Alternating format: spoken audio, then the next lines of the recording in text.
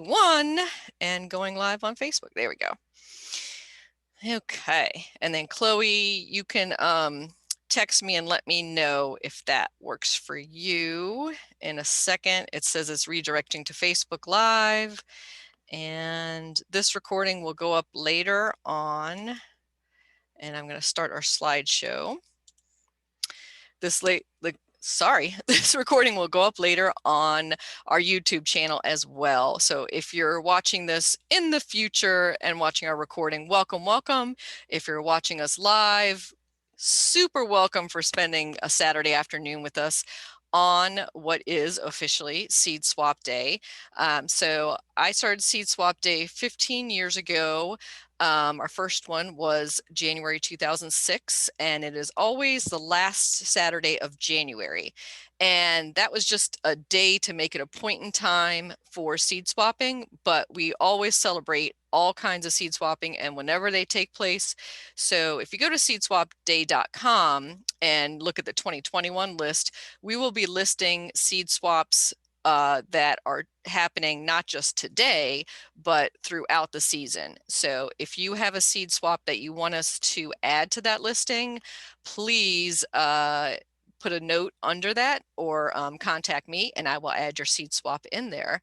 So welcome everyone, and that's our official logo and hashtag Seed Swap Day. And I will show you a couple more things on our slideshow. Then we're going to talk to some special guests, and then we'll be sharing seed saving tips, seed starting tips, and we'll end this afternoon with a talk with our seed company insider, I'll call him, and he's going to tell us a bit about what's happening in the seed industry, because I know a lot of us are very concerned about the seed supply in general, so he'll be able to address some of that. So I ask that if you do hold a seed swap, whether it's just between you and a neighbor or you hold a big one for your garden club or anything, that if you share photos from it, that you use the hashtag Seed Swap Day so I can find those photos and reshare them and live in knowing that seed swaps are happening. So that would be great to share. And we're in the middle of a very chilly polar vortex right here outside of Washington, D.C., where I'm broadcasting from. And we have 49 days until spring. And of course, that's for the Northern Hemisphere. If you are watching us from the Southern Hemisphere, have a wonderful summer and keep seed swapping and seed collecting throughout your season as well. So we're going to talk about some of these ways of how to celebrate Seed Swap Day in a little bit. And of course, one is to host a local seed swap in person. And that's why Seed Swap Day was started, was to encourage in-person seed swapping, because in this modern world, you know, it can be kind of lonely gardening on your own. And it's really nice to meet local fellow gardeners that you can exchange gardening knowledge with, seed tips, locally sourced seed, which can be better in your garden, especially if it's native sourced. And so it just builds camaraderie amongst local gardeners. And then we're going to talk about how to share seeds safely. Today you can spend some time collecting seeds. So there are still lots of seed pods out there. So maybe in a little bit we'll talk about what some of those seed pods out there that you can still collect from your garden might be. We can give you a couple seed envelope tutorials, and I'll show you a slide with some of those. You can look for a local seed library that might be in your area, and if there's not one, maybe think about starting a local seed library. There's also a fun activity that you can do as a family or with friends, and that's decorate a seed storage jar or box, and I'll show you an example of one of those in a bit.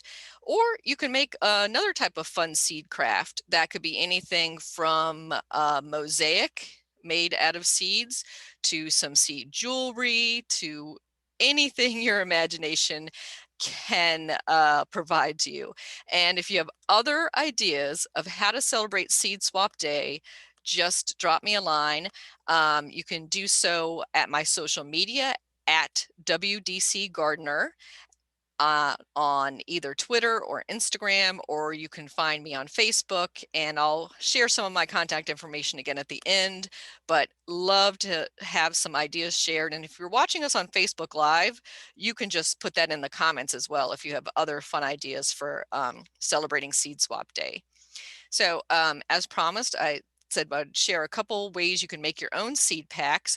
So we have a template on the screen, which is easy to copy and paste, and then make a little cardboard cutout, and then take and trace on paper, and do that with a little bit of a glue stick on the edges. And it's kind of self-explanatory, the one on the left side of my screen.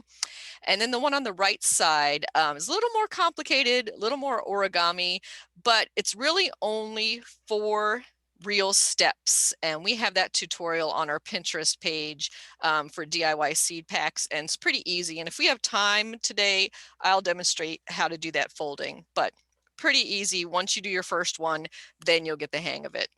And I like to use old seed catalogs. So that's what's pictured at the top of the page, but you can use any paper that you want to recycle and make a seed pack out of. And then a couple fun seed crafts to do. On the left is a seed saving jar that we've painted the top of, and then you would put a silica gel packet inside it. And that's to make sure no moisture gets to your seeds. So glass jars are a great way to store your seed and keep them safe from rodents, from any type of moisture is really the enemy of the seed. And I see my intern Chloe is giving me a few notes, and I'll address those in a second, but I did want to introduce her so to let you know that Chloe Quill is our Washington Gardener Magazine intern for this winter spring semester, and she is monitoring the Facebook Live chat for us, and she's going to feed me any comments and questions that you might have for me and our other special guests, so we can let them know. So definitely comment in the Facebook Live forum as you think of things. And just quickly on the right for the seed craft, this is a fun little, since Valentine's Day is coming up, a fun little terracotta type pot with a seed pack in it. So if you have a Valentine, maybe a secret Valentine in your life that you want to have them start gardening or gift them some seed, this is a fun one. And again, it's featured on the Washington Gardener Magazine Pinterest page, but literally super easy to do. And the photo kind of shows you everything. You don't really need to go to the tutorial for that. And then I wanted to give a shout out as well for supporting local seed banks. So this one pictured here is in the desert Southwest, and they are keeping hundreds of different types of corn actively grown. So they grow them out, then they store the seeds, then they're testing their viability, and they're growing them out so that these seed strains do not go extinct. So definitely look into local seed banks and maybe volunteer, maybe donate, or maybe even ask them if there's some seed in particular that they're looking for. There's a lot of varieties of tomatoes, beans, other grains that have disappeared from commerce that we need to find and revive. And then finally, we'll talk a little bit about ways of sharing seeds. And this is my project that I did last spring with Little Free Libraries, and we might come back and talk about that in a bit. And we'll cover this slide when we talk to our guests next, and maybe come back to that. And we'll do some prize drawings, so stay tuned for the prize drawings. And I wanted to ask if you are enjoying this afternoon, if you can support Seed Swap Day. We do have some expenses with our website and other events we put on. So if you could put a few dollars in the donation tip jar at seedswapday.com, I would be grateful.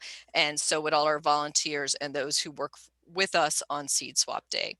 And then Washington Gardener Magazine, as I mentioned, is our sponsoring organization. I'm the editor of Washington Gardener. My name is Kathy Jentz. I probably should have said that at the beginning. We hold 2 local seed exchanges every winter, and due to COVID, we have pushed them back a few months. So we are having one on March 27th at Green Spring Gardens in Northern Virginia, and the other on April 3rd at Brookside Gardens in Montgomery County, Maryland. And those are, of course, tentative pending COVID regulations, but we are planning those to be in-person seed swaps. And we'll have more information in the registration for those on our WashingtonGardener.com website. And then I said I would let you know how to reach me through social media, and it's at WDC Gardener on Twitter, Pinstagram, and Pinterest. Our blog is washingtongardener.blogspot.com, and Facebook, you're probably watching on it, is Washington Gardener Magazine, and we use hashtag GardenDC.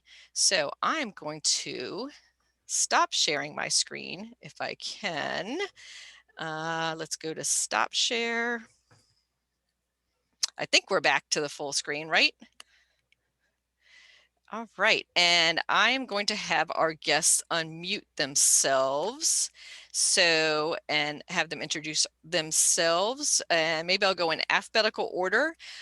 So our first guest is Charlene Beach. Hi, I'm in North Idaho, Coeur d'Alene, Idaho, and I work at the Coeur d'Alene Public Library. We have a seed library, our public library, and people can come and pick up seed packets. And we are trying to grow local varieties and perfect varieties for our area. We're probably only been at it for about 5 years, but it's getting to the point where we have some growers that are actually people we can count on to grow specific varieties that do well in our area. And we normally have a seed swap on Seed Swap Day. Thank you for creating it. And but of course we decided to move ours to the end of March and not only include seeds but seedlings. So we've opened, our library is only open for curbside service. People can only come and pick up books at the moment. So we've opened our seed library for curbside service. People can call and ask for packets of seeds. And we were also starting a bunch of seeds in the library basement to have for Seed Swap Day. It'll be Seed and Seedling Swap Day, those things that need to get started pretty soon. Great, Charlene. Yeah, that's a great point. And that's something that we're going to incorporate in our local seed exchanges as well. Because it got pushed later into the season, we'll be able to have started seedlings where we couldn't have had so early in the season before. So that's a great point. So thank you, Charlene. And I'm going to circle back to you to ask you, and maybe you might want to think about this while we're having our other people introduce themselves, what the most popular seeds you get requests for. So we'll come back to you and ask you that. All right, Jean, let us know where you're from and about your local seed swaps. My name is Jean Bouse. I live in Noblesboro, Maine, which is about an hour and a half north of Portland. I am not on the ocean, but close enough to it. Great. We're zone 4 to 5A here. So nice. Right now I'm looking at snow on the ground and it's only 14 degrees outside my door, but it's a bright sunshiny day. I've been doing seed swaps for over 6 years now. We did not do this January's obviously because I'm here and I would have been at my seed swap today. However, we have pushed a couple of our seed swaps off till fall. So everybody that I've been doing seed swaps with have already had their how to save the seed programs. So they know what they're doing. They're experienced at this. Popular ones in my area here are tomatoes and beans, like for dried beans, you know, for soups and stuff like that. I'm a master gardener since 1995, a beekeeper, horticulturist. I kind of go across the ways here. So what else did you, what should I have said? Well, first of all, Jean, I want to say shout out to all our master gardeners. They're a big help at a lot of our seed swaps, and they are a lot of the host organizations across the country and internationally are run by local master gardeners. So thank you so much, Jean. And I'm going to circle back to you with a couple questions about how you normally run your swap that obviously we don't have today. So next in my list is Mary. And Mary, if you can let us know where you're at, what the weather's like, and a bit about your seed swaps. Hi, I'm Mary, and Mary Milan, and I live in North Ogden, Utah. And I'm a board member of the Ogden Seed Exchange. And we usually have our seed swap around, well, we would have had it February 20th. But this year we're doing a virtual seed swap instead because we can't hold it. The school where we normally hold it is not allowing any after school activities. That makes sense. So we're having a virtual swap. In addition, I'm a master gardener also, and also a docent at the Ogden Botanical Gardens. And I'm happy to say that Utah State University is very supportive of us. Utah State University Extension supports us in all of our endeavors, seed swap endeavors. We'll be having some workshops as soon as we can this year. We usually have a couple every year anyway, even after the seed swap. So we will be having some seed swaps later on this year, I'm sure. Great. Thank you. And Mary, I was going to ask you, so you said you're going to have a virtual seed swap. So obviously seeds need to change hands at some point. Can you describe how a virtual seed swap might work? Well, the way we've set it up is we have appealed to people to submit a list of seeds. What they'll do is they submit their name, their preferred contact information, such as email or text, the type of seed and the variety of seed. And then I've put together a list on Excel. It's actually on Google Drive now. And we're going to go live with that on February 1st on our Facebook page and through our emails that we have set up. And people will go out to the list, select the seeds they want, and then they'll make contact with the lister. And then the person who lists the seeds and the person who requests them will decide how they're going to make arrangements for either pickup or mail or have them sent via mail. So we're kind of thinking along the lines of the Seed Savers Exchange exchange that I'm a member of, where people contact you, they pay you either by cash or Venmo, and then you mail the seeds to them. So we are, we'll see how it works. I hope it works out well, but all the swapping will be done between the people who list and the people who request. Great. So that sounds like a lot of work in one respect. Actually, putting the list together is not that difficult once you get people to send the information in. And since you're making it a shared Google Doc, people can enter their own information, so you're not having to retype and all that sort of thing. Right. Yep. So that makes it easier. All right, I'm going to come back to you in a bit, Mary. But first I want Maureen to introduce herself, and we're going to be picking Maureen's brains a little bit later in the talk on seed starting tips. But first, let's let Maureen say who she is. Hi, I'm Maureen. I'm also a master gardener. It seems like it's a popular theme today. And I'm here in Connecticut, and we also have snow on the ground, and it's in the teens, but it is a beautiful sunny day. So I'm a garden blogger. I blog at the Farmer's Garden. And because we couldn't have in-person seed swaps this year, and I attended a seed swap last year and it was so much fun, and I realized I couldn't do it this year, so I had the idea of having a seed swap by mail. So I, in my newsletter and on my social media, I put out that I was doing a seed swap by mail, and I had people send me their name, their mailing address, and obviously I had their email. The deadline was yesterday. And so today I put them in groups of 3. So they were sort of geographically, the 3 people together. I didn't want to have someone in Florida swapping, seeds with someone in Maine because the growing conditions are so, different. And so then morning I sent out their list to the group of threes, and then it's an honor system. They're on their own to, to swap, and the seeds could either be purchased or saved. Mm-hmm. That's a good point, Maureen, that this way doing mailing back and forth is the honor system. So, you have a good faith that the person you send your seeds to will reply back with seeds to you back or to somebody else on the list, depending on how you set up the seed swap. Yeah, so I'm hoping that they're all, and the reason I included the email address was someone actually asked me the question of, he had a lot of seeds and he wanted to give people a choice of what they wanted. So I that, and so it could be a surprise, or you could ask someone, what they want if you have, a number to choose from. Great. Thanks, Maureen. And we'll be checking back in with you for some seed starting tips, because I know for a lot of people, that's the stumbling block area. They got their seeds, and then how do they mother them and get them so they can plant them outside later in the season? All right. Thank you, Maureen. And Charlene, we had a question on Facebook Live about how to start a seed library. So what are your recommendations or like minimum needs you would think for a seed library?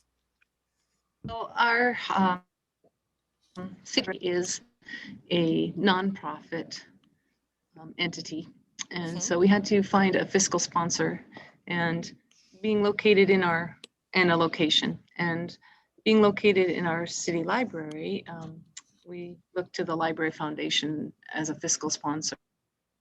A 501c3 status, we are able to request donations of seeds from seed companies, and they have been quite helpful and generous in the past, and so that really got us started, and we have the support of the actual library itself to house it, and then we have a bunch of volunteers that package seeds for us and label and do things. Without that, it would be very difficult to do. Yeah, so the volunteers are a really important part of that. And can I ask, and this is a question I've always had about seed libraries, is obviously everybody wants to go and have seed packs, but replenishing them can be tough. So it's kind of an honor system that people will collect and put seeds back in, correct? That's right, it is. Especially being connected with the library, we are very loose with that because we are a public supported entity. And so, we cannot charge, we cannot require any kind of thing. But for the most part, people are very, and as I said, there are some avid seed savers here that are helping us. And when we come up with a rare variety of a seed, they're willing to grow it out for us. And so we have more supply or with a variety that does particularly well in our area. So, well, wonderful. And I've always said, as we started Seed Swap Day from the beginning, is that first of all, gardeners are the most generous people on this planet. We're just going to put that out there. And well, when you start saving seeds, you end up with the problem, and that is like you have tons of seeds, and you have to start sharing and swap. Certain seeds are more difficult than others, but. And yes, and I've always said at our seed exchanges that we hold here in the Washington, D.C. area, we've let people who don't have seeds, who might be beginning gardeners, or they just forgot to save last season, have always let them in, knowing that there was always an abundance of other seeds that were coming in, that the regular seed swap attendees would be bringing many more seeds than we could even possibly get to give out. So that's always been a part of it, is that letting in the newbie. Other seed swaps have different rules. So depending on how you want to run yours, or you're attending a local seed swap, you might ask first, do I need to bring seed? Do I have to bring seeds? Or sometimes they'll say, well, if you don't have seeds to bring garden books to share, bring garden tools, or bring something else. And then some are very strict that it's seed for seed. you bring 10 packets, you leave with 10 packets. So it really depends on the rules of your seed swap, and that's up to you and your local seed swap and how you want to run it. So Jean, I was going to ask you that. And do you have a seed for seed rule, or how do you run yours? No, I never have. Because we were so young 6 years ago starting, I just said to people, come, bring your seeds if you've got seeds. If you don't have seeds, come anyway and find out what it's all about. My seed swaps generally start with a slideshow first about saving seeds and what seeds really are, et cetera, et cetera. A lot of people come, even though they garden, they don't know all that. So I think I've always thought it was important they know that. So that's the first half of most of my seed swaps, especially the ones that haven't been in process for a while. But we always have so many seeds. I don't want to take those home. Thank you. I have enough seeds at my house. And I've been gardening for 50 something years now. I've had plenty of seeds. Okay. But, you know, I'm always eager to be sure that I have people go home, and I have helpers.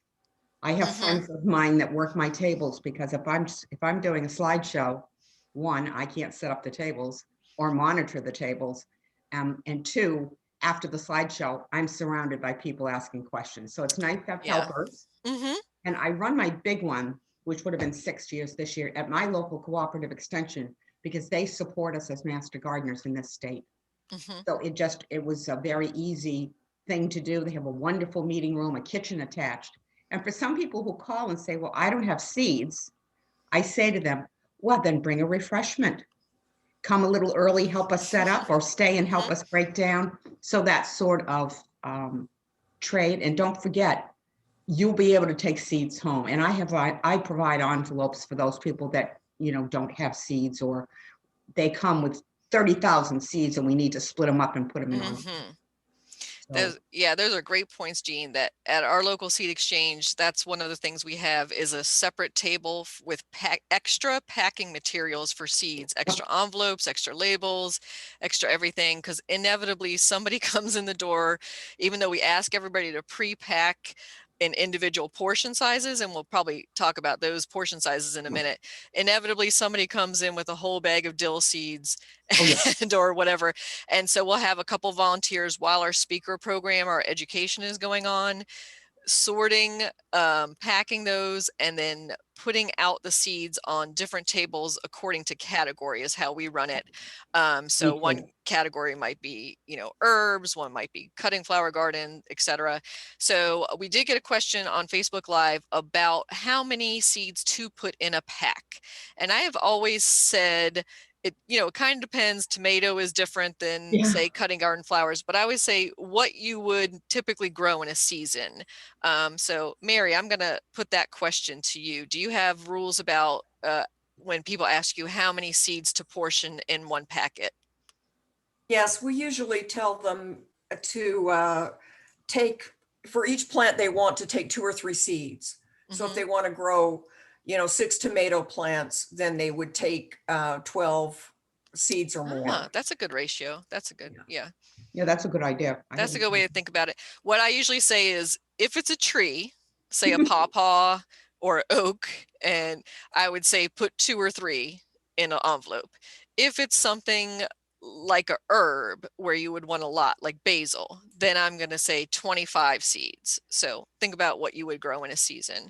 And then Jean, you had another point about the education program, which has always been a part of our seed exchanges that we hold with Washington Gardener magazine. And I think even if you don't have formal speakers or a slideshow, education is still a central part of seed swaps, because you're exchanging information with the other people who grew those seeds. So we have a break time in the middle of our seed swap where we ask people before they go get the seeds to stand up and share. And if, you know, this is on a volunteer basis, of course, you know, if people are a little shy, they might not, but they can say, hey, I brought this pack of seeds, and they are green beans that my grandfather grew at his farm in Ohio, and we don't know the exact name, but we've been calling it this, Jim's beans or whatever.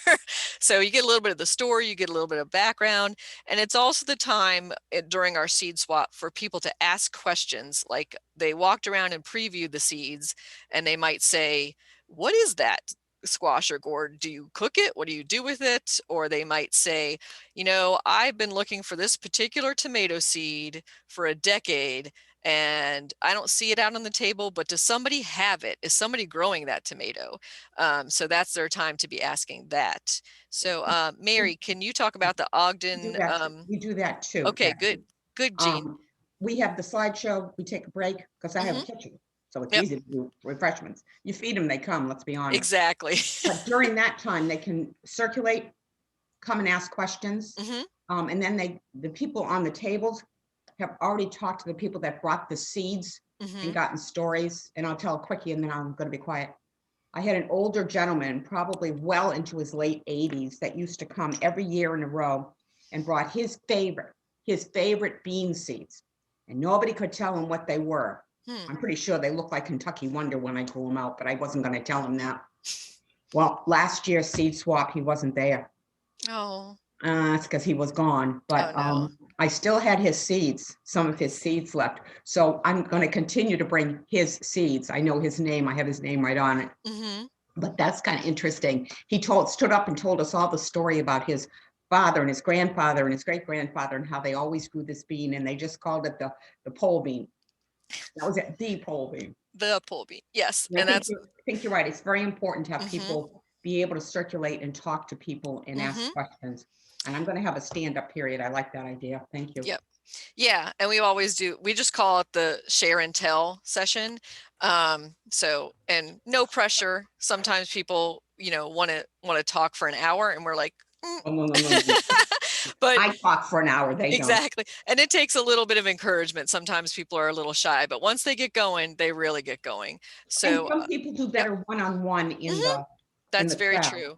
And I'll tell people that during the break time, they can come and tell me, and I can repeat it out to the crowd over the microphone if they have any problem with that.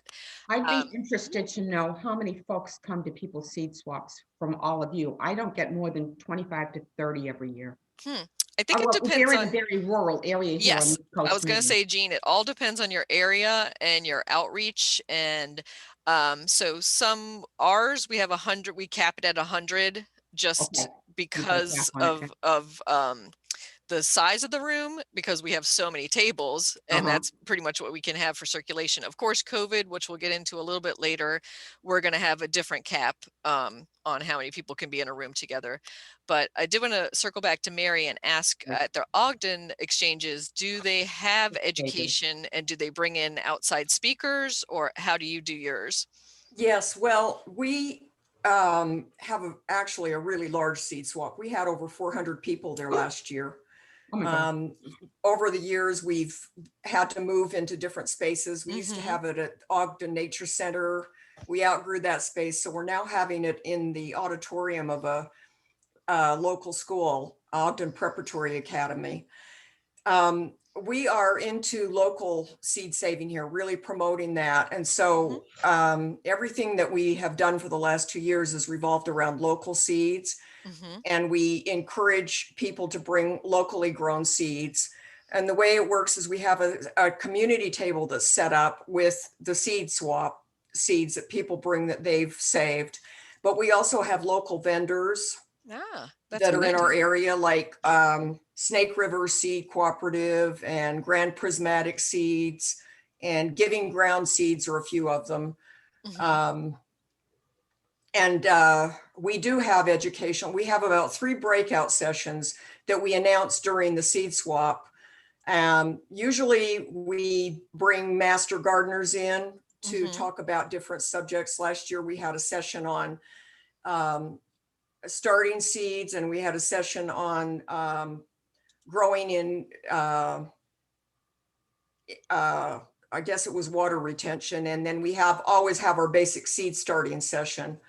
So yeah, we have a lot of activities that go on. It's and we do get a lot of master volunteer help. We probably have a dozen master gardener volunteers that come and help us. We couldn't do it without them.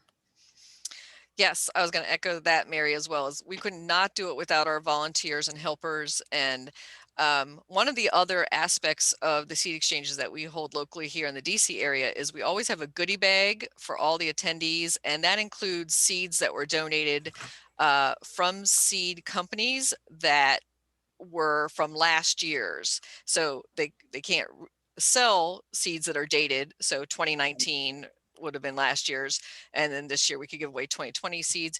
But we also include in that goodie bag informational materials like when to start seeding charts. So when to start the seed, when to plant it out, when it would be harvested. So a chart like that. We also include local gardening publications. And then we also ask our local gardening community if they want to put anything in the goodie bag. So that could be anything from a packet of milkweed seeds for the monarchs from a local native plant society, or it could be a brochure with a coupon for a local public garden. So those are great additions in our goodie bag to have. And I just want to point out we're being joined now by Mike Lizotte of American Meadows, and we're going to call on Mike. I'm just going to have you say hi if you want to unmute yourself. Just say hi for a minute, but Mike is going to be part of our program later on when we're going to talk about the seed industry. So hello, Mike. Hello, Kathy. Hello, everybody. Thanks for having me, and always jump at the chance to talk about seed. It's certainly a fascinating time in the gardening industry, as I'm sure you guys have been talking about the surge that we've seen over the last almost 12 months now, once this pandemic really hit. And yeah, it's crazy. It's exciting. It's a lot of stuff going on, and more than happy to answer any questions that you guys have, and Kathy, and talk a little bit more about what's happening in the industry already, kicking off kind of the new year, and how companies are handling it. So I'm looking forward to talking to that and speaking to that more in a little bit. Great. Thank you so much, Mike, for joining us and spending some of your Saturday afternoon with us. I just got off the ice skating rink. The outdoor ice skating rink. So I don't know if some of you know, but I am located and we're located in Vermont. So woke up today, it was probably almost 10 below zero. Yikes. Not a lot of gardening going on quite yet. And it's still a little bit early to do some seed starting, but our business is off and running. So we'll talk about that in a little bit. Thank you, Mike. Yeah, and more power to the minus 10 degrees. Hopefully you're nice and warm in your office there. So that's good. All right. And I wanted to shift the conversation a little bit, since we talked about how we normally hold our seed swaps and seed exchanges and some of the rules and how they take place, to how we can get seeds into people's hands in this time of COVID. And Charlene is joining us from a library, and she can talk about seed libraries a little bit, but I'm going to hopefully share this screen, if I can get this screen up for everybody to look at this slide. Can everybody see that?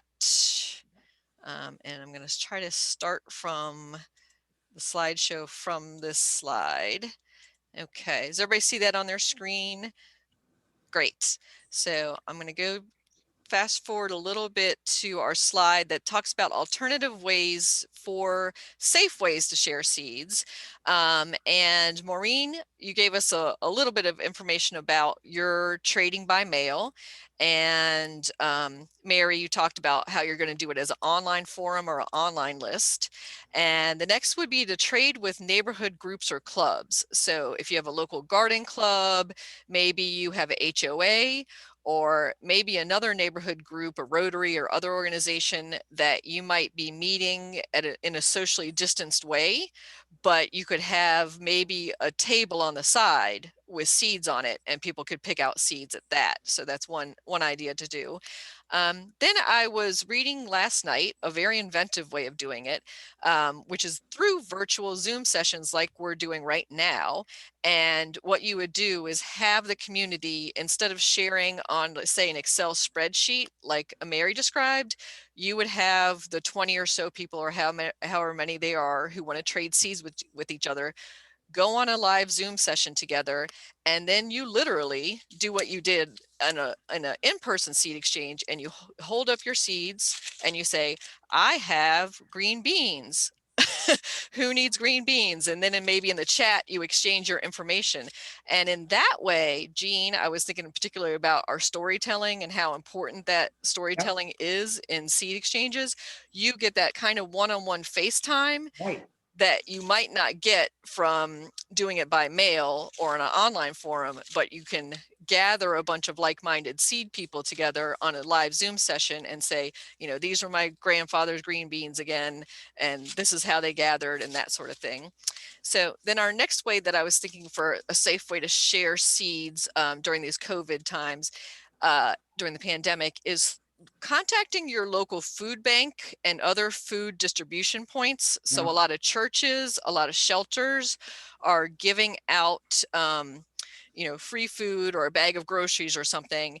And I worked last spring at the beginning of the pandemic with local food banks to get seeds into the hands of people who might have growing space. So they were asked when they were picking up their bag of groceries, would you like a pack of tomatoes? Would you like a packet of peas or green beans? And they flew off the shelf, so to speak. I ran out of what I had sent to them. So that's a great way to partner in the community and get those seeds out to people. And then another way I was thinking is local seed library locations. So we have literal libraries like Charlene's, right? But we also have, and let's see if it's on my previous slide here. So many of you are familiar with little free libraries. Yes. And there's also, this one is called Bookshare. So there's people who are part of the Little Free Library Network, and here's the little official sign on their Little Free Library. And then there's people who just put up a Little Free Library, but don't call it a Little Free Library and don't register it with the Little Free Library Network. So you wouldn't even know unless you walk by their box. And I'm in a neighborhood that is, I'm going to call it a book crazy neighborhood, because there is not probably one block that doesn't have a Little Free Library in my neighborhood. So they are sprinkled all over my neighborhood. And at the beginning of the COVID pandemic last March, I had a lot of packets of seeds left over from our January and February seed exchanges. And I said, how am I going to get these seeds out to people? What I usually did was reached out to local community gardeners, and they came and they picked seeds for their community garden. And I wasn't having people come to my house and do that and root through the seeds. So let's think of an inventive way to get seeds out there. So I contacted the Little Free Library owners in my neighborhood and asked their permission, could I put seed packs in their Little Free Libraries? So I put them in a big Ziploc, and you'll see them tucked in there. And of course, ask permission. If you have your own Little Free Library, then of course you're going to approve it and put it out there.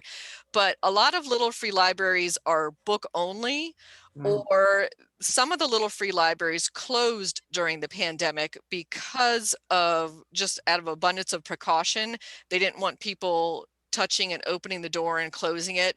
So definitely check before you just go around and sprinkle like the seed fairy, because that was one of my, you know, I like to the guerrilla gardener a little bit. I'll make that confession, and I will sprinkle my seeds around, but do ask permission before you put it in a Little Free Library. And then I'm going to go back to our other ways of safely sharing seed. So one of the ways that had been recommended to me was to host an outdoor seed swap. And of course, with a lot of my guests here today who are in more northern climates, that's not happening right now, of course. Well, that actually is why we moved our Go ahead, Charlene. seed swap into March. Mhm. That actually is why we moved it to the end of the March and included seedlings. We have no idea what the weather's going to be like, but we're going to hope for the best, Mhm. and may have to postpone it a week. We'll see what happens. But So you're that in an was- outdoor location for your seed exchange, Charlene. But normally you would yeah, be our indoors. library borders, Mhm. right? Okay.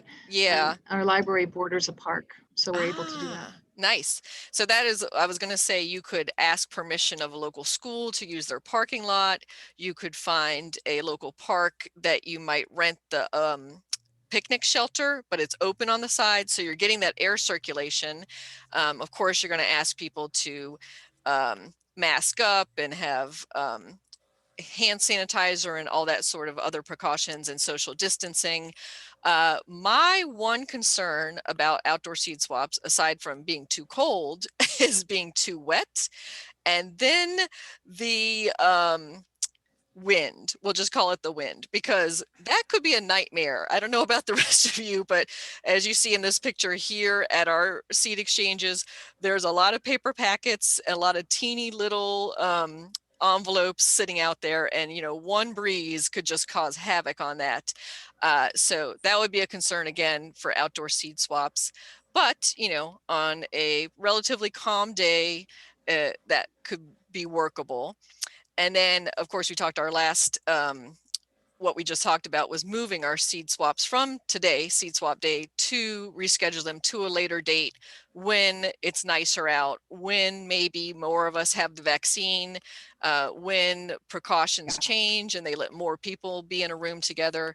And then one of the things we're thinking for our local seed exchanges, as I said, we normally allow 100 people in the room at a time.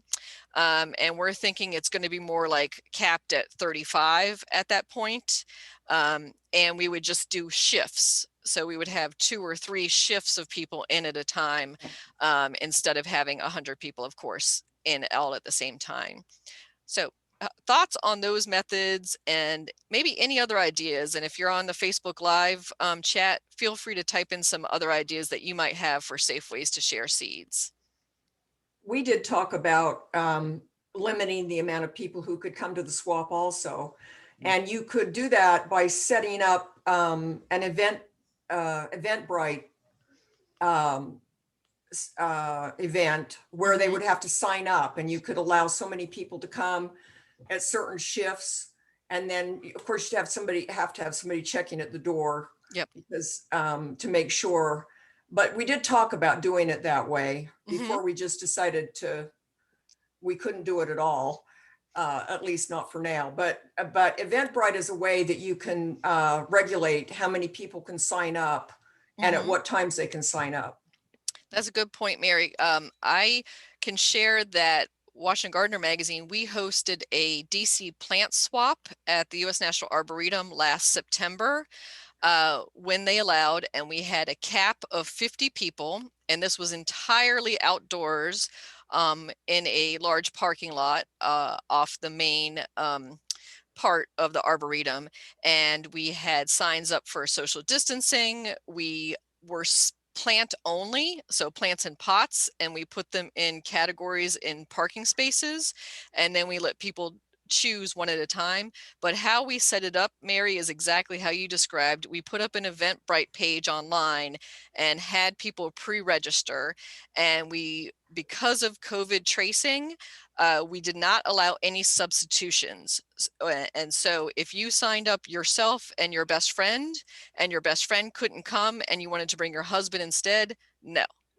That was not allowed. The Arboretum said because of COVID tracing, everybody who signed up is everybody who attended. And of course, we also asked people if they woke up that morning not feeling so well to not come.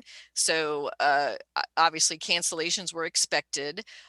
We did have a great group. It went really well. And one of the things that a seed swapper had contacted me about in the last few days about his concern about having even small size seed swaps in person again, even if it was only 10 or 15 or 20 people in a room, is that people tend to bunch up around the same tables and the same categories of seeds. So like, how maybe do you think we could prevent that bunching up because everybody wants to go for that tomato seed, or how we could structure that?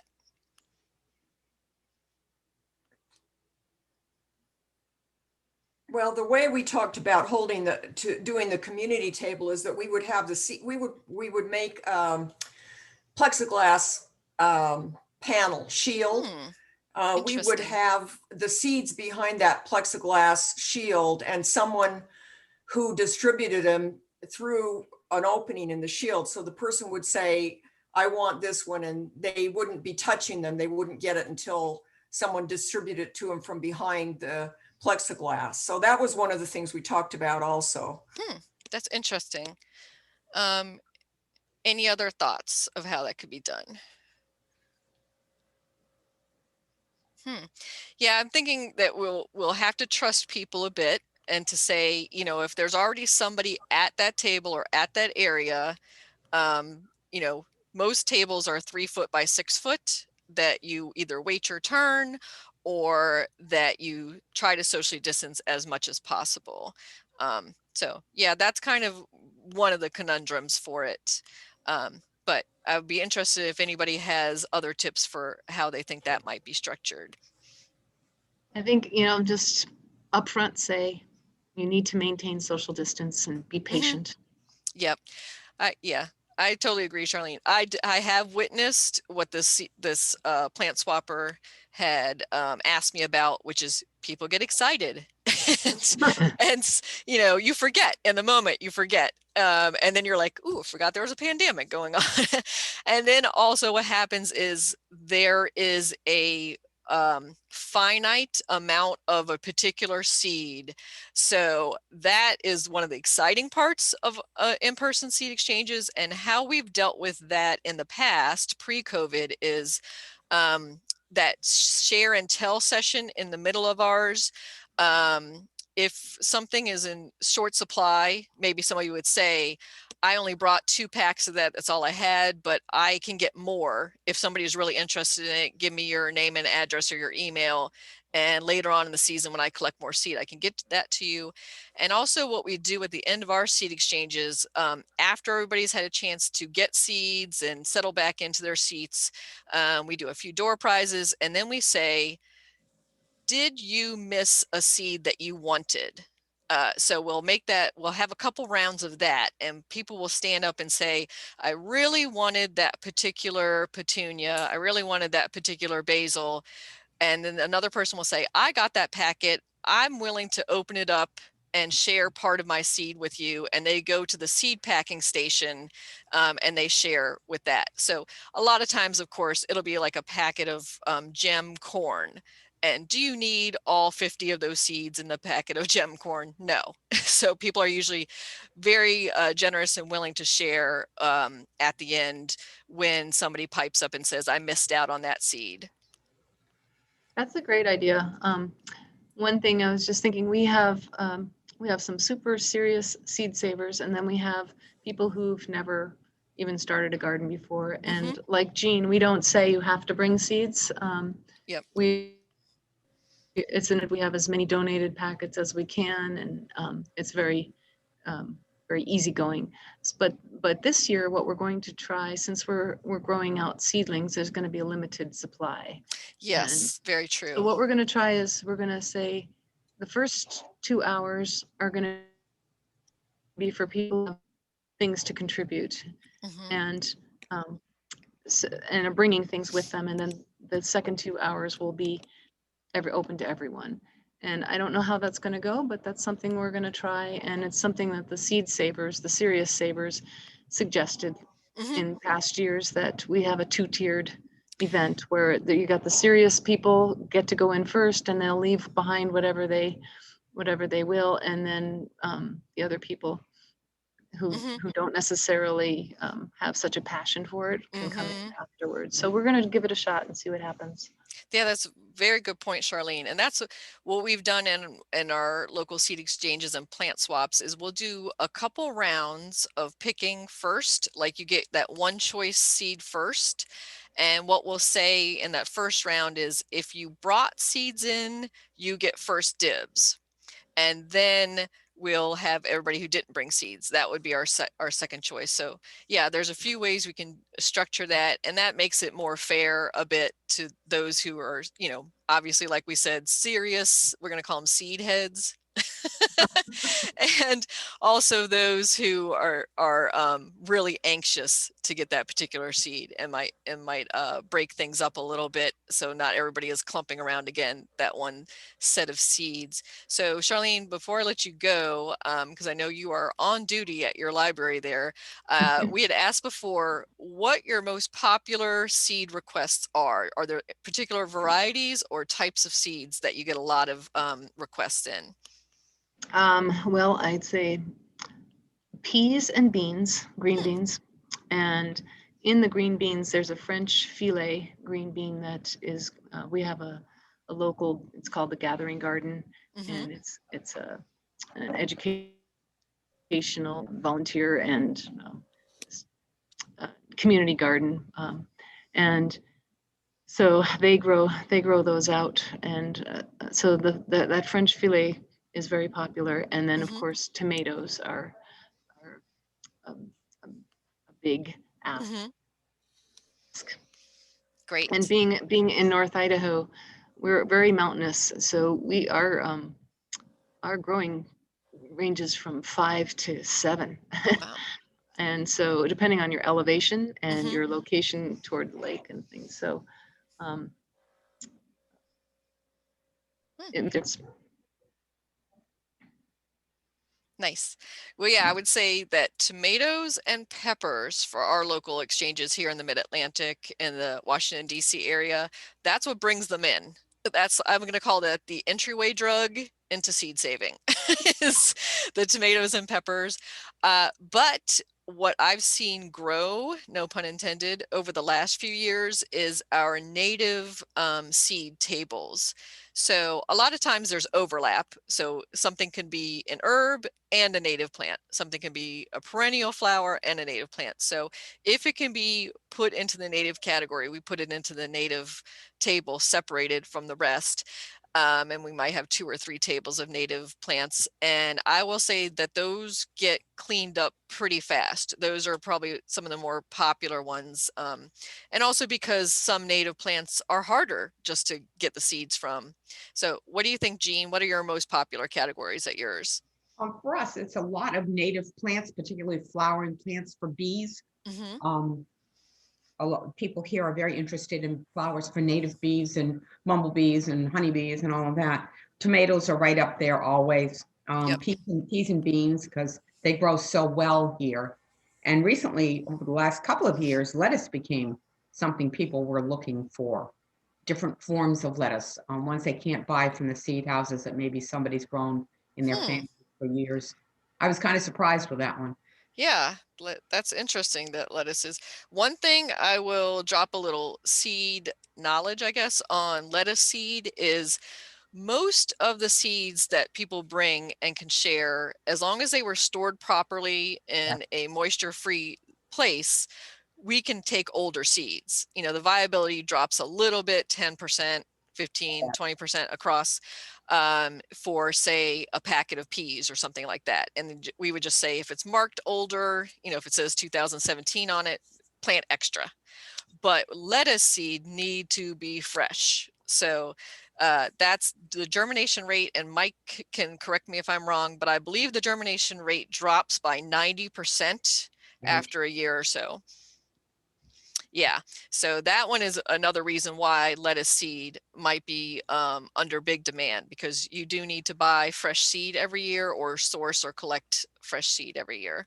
All right, so we have a question from our Facebook Live audience, and they're asking, does anybody know if there are any seed libraries in northern Arizona? So I don't think any of our guests here are from the desert Southwest, but we will get that information to you. And if anybody knows of one and wants to post that on Facebook for her, that would be fabulous. Kathy, And go ahead. there used to be one Mm-hmm. in the mountains. Yep. I can't think of the name of it. Maybe Mike knows. It goes back a few years. Mm-hmm. I don't remember the name of it. Isn't it terrible? I used to order seeds from them all the time. Yeah, They saved a lot of Native American seeds from that area. there is something Native Seed Search, Yeah, right. SEED, all cap, and guess what?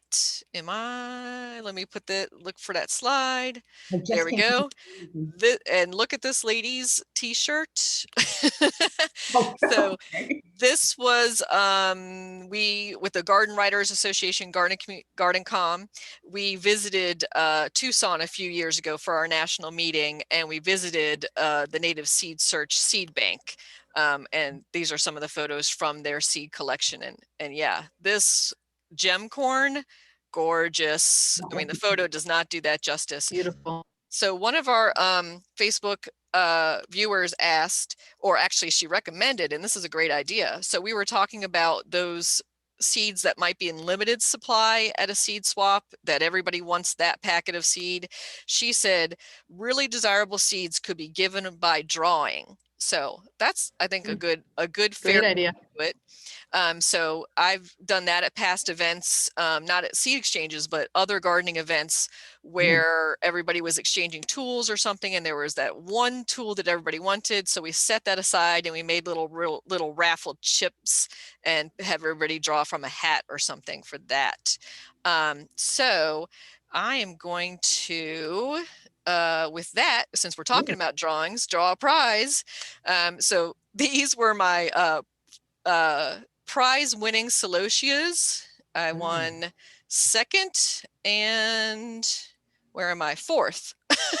Second and fourth at our county fair a couple years ago for these celotia. And yes, I've been collecting and propagating those seeds and giving them out at our seed exchanges the last couple years. So you can have some seed prize winning seeds from celosia in a bit. But for our first prize, I was going to give out, so Washington Gardener magazine, I'm going to hold up a back issue.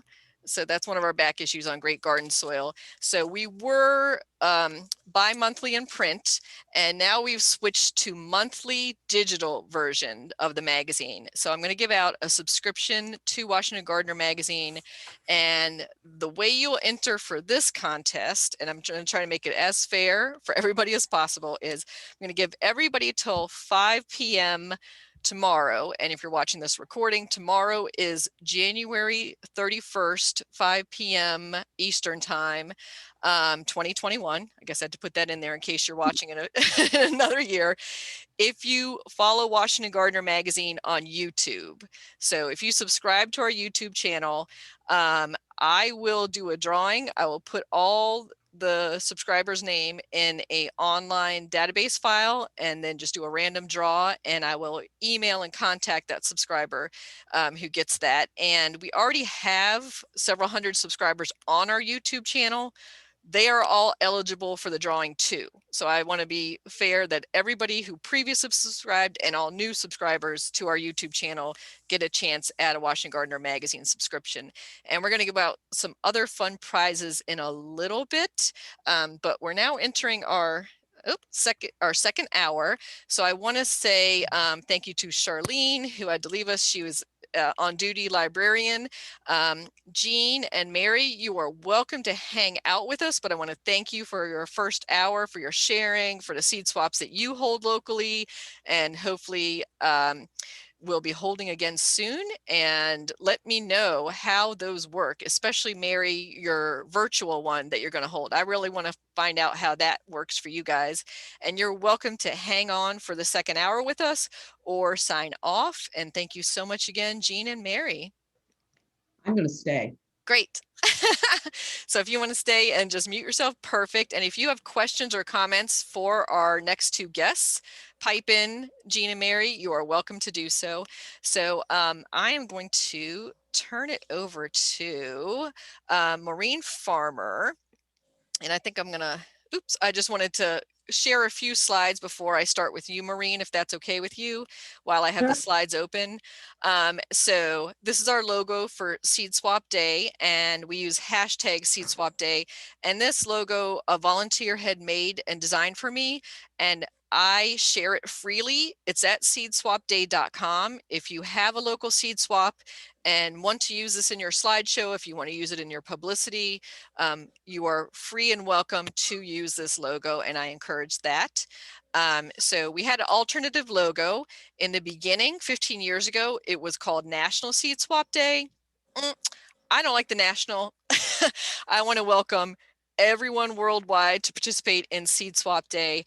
So we've dropped the national for it, and we're welcoming, obviously, everyone to experience Seed Swap Day with us. And as we said, our hashtag is just Seed Swap Day now, not National Seed Swap Day. Sometimes I'll see that pop up still, but again, we're dropping the national.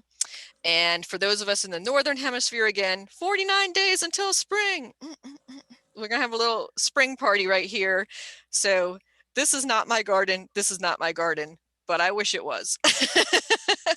So next slide is, we talked a little bit about ways to celebrate Seed Swap Day, because I am talking to you on Zoom and not at my seed swap that I'd be having today. So quickly, again, we're going to go over a few of the ways that you might celebrate Seed Swap Day. And if you have additional ways to celebrate Seed Swap Day, please let me know. And one would be, of course, host and set up a local seed swap. Share seeds safely. We gave some of those suggestions by maybe partnering with a little free library, maybe asking your local library if they would start a seed library, maybe using it through a local club or other venue. Maybe you have a local coffee shop that would let you have a little index box with seeds that you could put out for free for people to pick up. So think creatively about how you could share seeds safely during the pandemic. And then, of course, a great way to celebrate Seed Swap Day might be to go out, and even in this winter time of year, you can still be collecting some seeds, and we'll talk about some of that in a few minutes. You can sit in your warm inside in front of a fire and make some seed envelopes, and I'll show you a couple examples of that in a second. Again, we talked about starting or partnering with a local seed library. Decorating a seed storage jar or box is always a fun thing, and you could take old seed catalogs or old seed packets and decoupage those onto a seed storage box or a jar and make a seed craft, and then however you'd like to celebrate Seed Swap Day. And real quickly, here was the forms for a couple of seed packs that we referred to. So this one's a super easy one. You would just apply a little bit of, with a glue stick, and fold this over. So kind of self-explanatory, pretty easy form to use. And then this one is the Origami Technique for making a seed envelope. And if you go to Washington Gardener Magazine's Pinterest page, there's the instruction link there, or you can go to washingtongardener.blogspot.com and enter seed packet, and those instructions should come up. But basically it's a triangle, fold down the lip of the one triangle, fold that over, and insert. So I might be able to demonstrate that live in a little bit if we have time. And then some quick seed crafts you could do are making a seed saving jar, which I put silica packets that you get like with your purse or shoe or leather purchases or anything like that in there to keep the seeds from humidity or moisture. And then this is a fun seedy Valentine that you could give out to a little Valentine in your life.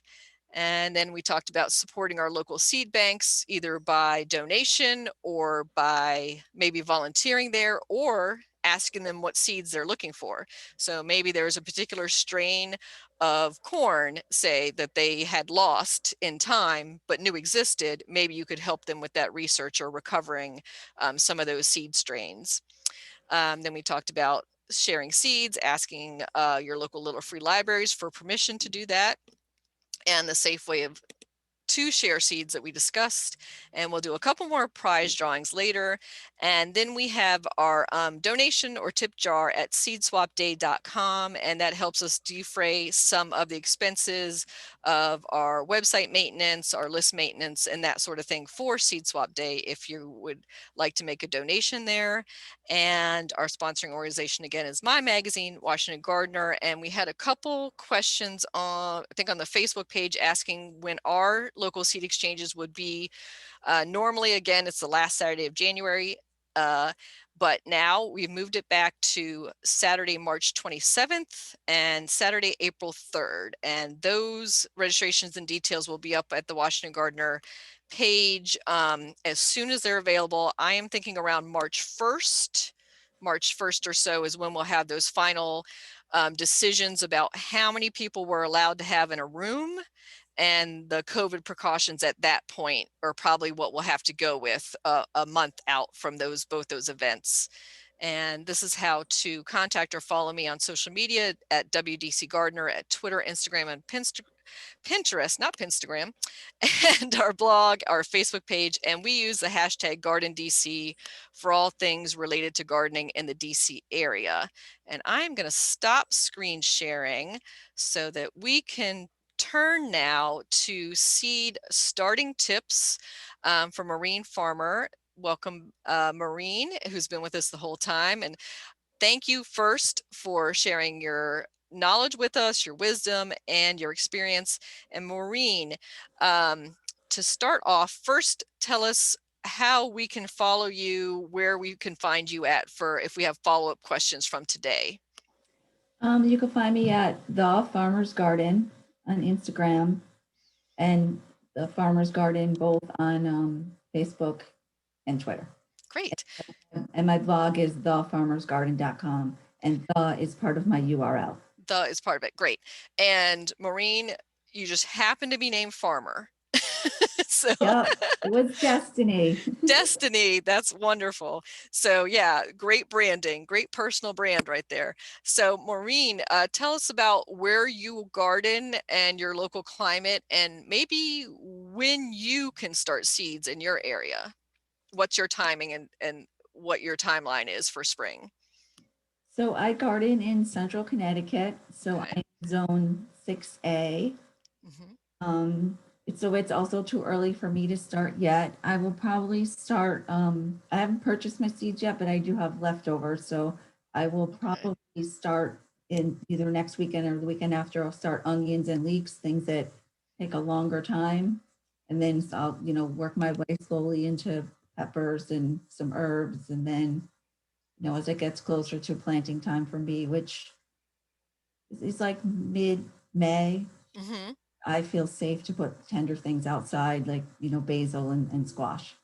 That's true for us here in the Mid-Atlantic as well, Maureen, is we use Mother's Day as the all safe day. Now, that doesn't mean people won't put out tomato seedlings in mid-April, around that time, but we have had freezes and frosts up through early May, but we've never had it past Mother's Day. Knock on wood. So that's our all clear date here. And we're generally zone 7 for most of the region, a little bit of zone 6 if you get up into the mountains and some of the elevations. So Maureen, you talked about you start your season off starting onions and leeks. So I don't grow either of those from seed because guess what? I don't really like onions cooking with them, but I like to grow things that I don't personally eat so I can donate them to my local food shelter. So I know that they would love some onions and leeks for their stews and chilies and that sort of thing. So can you walk us through how you start onions and leeks from seed? So they're pretty tiny seeds. So I will use a soil starting mix, which is they're very lightweight. They're made out of like perlite, vermiculite, coconut coir, and peat moss. And you can make your own. I never have. Maybe I, should thinking about it. So that since they're pretty small seeds, you lightly cover them, and they don't. I don't use like a heating pad for them. I just let them be. I think last year I did use grow lights, germinated. That they're very small and thin. So when they got to be a few inches tall, I actually trimmed them and gave them a haircut when they grew tall enough to start flopping over. My goal was for them not to get tall and spindly, but I wanted them to fatten up and become. So you want the bottom to get wider? No, the actual the stem. Yeah, the stem is sort of they're round, sort of like a blade of grass, but round. I have a couple follow-up questions on that, Maureen, because I'm a cat lover, and I have cats that love to graze on chives. So I'm thinking they will do the same thing on those leeks and onions. Do you put any protection over the seeds that you're starting indoors, or do you not have ravenous house cats? I do not have a pet that I need to worry about. Okay. My seedling, so I'm good. I would guess that if your cat likes chives, your cat would probably like onions. That's what I'm thinking. So I'll have to put some protection over that. I did want to, your tip about the seed starting mix is great. And I wanted to point out you want a sterile seed mix. So you're not going to reuse last year's seed mix. And it's going to say on the bag, seed starting mix, and it's going to be very light. Like when you pick up that bag, it's going to be like, whew, that's light as a feather. So you're not going to go out in your garden, dig out a spoonful of soil and put that in, correct? Right, because you want sterile because you don't want to, be bringing fungus or, anything like that into your seeds. Hmm. They're tender, you might as well give them the best advantage of growing environment they can have. Yeah, and one of the Sterile, go ahead, Maureen. once, they're 3 weeks or so after they've germinated, you will need to start using fertilizer because there's not enough nutrients in the sterile seed starting mix for them to continue to grow and thrive and grow into seedlings that are healthy Hmm. to put them outside. That's a great tip. So how do you give them fertilizer? Is it in liquid form, or how are you adding fertilizer to those little seedlings? I use liquid, and I tend to use it maybe a little more watered down Hmm. than directed, and I will do it about once a week or so, depending Okay. on how they're doing. If they seem to be doing fine, I might wait a week and a half. Hmm. And so there's a particular problem that some gardeners, and especially new gardeners, have when starting seeds indoors versus direct sowing them out in the soil outside later on when it's warm enough to do so. And it's a phenomenon called damping off. Do you have any tips of how to prevent damping off? I would say when you water, especially when the seedlings are small, I tend to water with a spray bottle. Hmm. Not only will I not knock over the seedlings, but I won't pour in so much accidentally so that I've turned it into mud. Yep. I tend to not, like, some people will, when you buy those seedling trays, they come with the cover. Hmm. And so if you put the cover on, make sure you at least pick it up for a little while every day and let some of the moisture escape. And once seeds do germinate, take the cover off and don't put it back on because it's going to become too moist under there. So some people use the covers, some people, I personally don't use the covers, but I know people who do and they've had success. Just when I've used the cover, I have had damping off Hmm. because and sure, it was my fault. I probably didn't pay enough attention and take it off often enough. But so it's kind of a personal preference. They might germinate a little faster because it's a little more humid with the cover on. But then, there's pros and cons. So they might Hmm. make faster, but then you have to worry about the damping off. Yep. Or just not use the cover. And, if you have a little more patience, it might germinate a day or two later, but it lessens the chance of damping off. But if you overwater, you can get damping off even without the cover. And damping off, it looks like a little like white fluffy fungus, and it's usually like on top of the soil and near Hmm. where the seedling is poking out of the soil, and eventually it will just rot out the seedling and it will just die. Yeah, it kind of looks like a cottony fuzz on the surface of the soil. So that's how you know you have damping off. And that's because you created like a little greenhouse effect and basically grew fungus, which again, as you said, might attack the little seedlings, which are so tender at that stage. Um, any other stumbling blocks that you find? I think one of the things that a lot of newbie gardeners have trouble with, and myself even as experienced gardener has trouble with, is the hardening off. So you've got your little baby started, looking good, fresh and green, got a great start, and then you want to plant them outside, and then you're a little too eager. You either do it too quickly or maybe you waited too long and it gets leggy, as you talked about with some of the onion and leek seedlings. So can you talk about that hardening off process and the timing of it? So I would say like a week to a week and week or two before you're going to plant them out whenever you're frost free. If it's a nice warm day, I have a screen porch, so I will put them out on my screen porch. But if Hmm. a deck or a patio or wherever, you need to put them outside so they could get used to. Because inside your house, it's not windy. The sun is not strongly beating on them. Even if you have a grow light, it's not hot.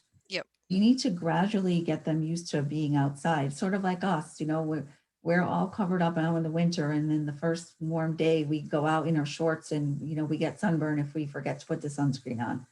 So they need to gradually get used to the outdoors too. So some people do. I don't do this, but some people put up little fans so that their seedlings get used to the wind. Hmm. And I guess maybe if you live somewhere where it's really windy, that you probably want to consider something like that. So I put them outside, and you have to remember though, it's going to get cold at night. So if you do put your seedlings out, and don't put them out all day the first day, just maybe it's easier now. Some of us are working from home because of COVID, or we could do it on Saturday or Sunday, or on work. Put them out for maybe an hour the first day, and then gradually build them up so that when they're ready to go outside, it's not a shock for them. That's so true, because you don't want them to, the first day, 8 hours, that's a little much. And when we are working full time, and a lot of us outside the home, the one thing that, I guess, tiny silver lining of the pandemic is you can keep a closer eye on your seed and can regulate that hardening off process better when you're working from home. Unless you wanted to bring that seed tray into the office with you and set it outside, which, don't think that I haven't had friends take a seed tray on a road trip with them. So wasn't me. So I wanted to ask also, Maureen, I'm asking some of the people on Facebook if they have any particular seed starting challenges for them. But sometimes a seed will say it needs cold stratification. Can you define that and share with our viewers what that means, and how that process might take place? So cold stratification means the seed needs to be subject to cold weather for at least a short period of time. Mm-hmm. If it was outside, like say you had, and I'm not sure if this is a cold, say you had like wildflowers, Mm-hmm. and they produce seeds and they fell on the ground, and here in Connecticut it's pretty cold in the winter, and that seed is managed to survive winter, and it's cold, and it knows it's cold. I stay dormant. Then it starts warming up, and the seed knows that, oh, it's time, as opposed to maybe there was just one, it got cold in the cool in the fall, and then all of a sudden it got warm without that cold period of winter. The seed might think that it's time. So they need the cold stratification. So for me, I personally keep my seeds in the refrigerator year round, so they're always cold stratified. So if it says on the packet or in the seed catalog cold stratification, when you get them in the mail, I would put them in the refrigerator for at least a couple weeks, get them used to the cold. Mm-hmm. Or if you don't have room in your refrigerator, and it's still like now when it's winter, and if you have some sort of sheltered cover, a covered area, maybe you have like like me, you have a screen porch, or you have a shed, or your garage is unheated, you could put them out there so they will be subject to cold, but Mm-hmm. subject to the elements where they're going to get wet. So, Maureen, do you have any food in your refrigerator, since you're keeping all the seeds that you have in your refrigerator? I do. The seeds are picking up most of a shelf, but food. That sounds like me, because both my crisper drawers are full of bulbs that I'm forcing. So Yeah. yeah, that a gardener's refrigerator definitely plays double duty sometimes. So, and that's We a have good our tip. priorities. Priorities. And luckily seeds are tiny, a lot of them, so they don't take up too much seed. So some examples of seeds that would need cold stratification are like poppy seeds, and you'd said a lot of our native plants need that winter exposure for their seed process. So any other stumbling blocks or tips that you have for beginning seed starters? Well, I would say one of the biggest ones was, figuring out when to start what. That's very true.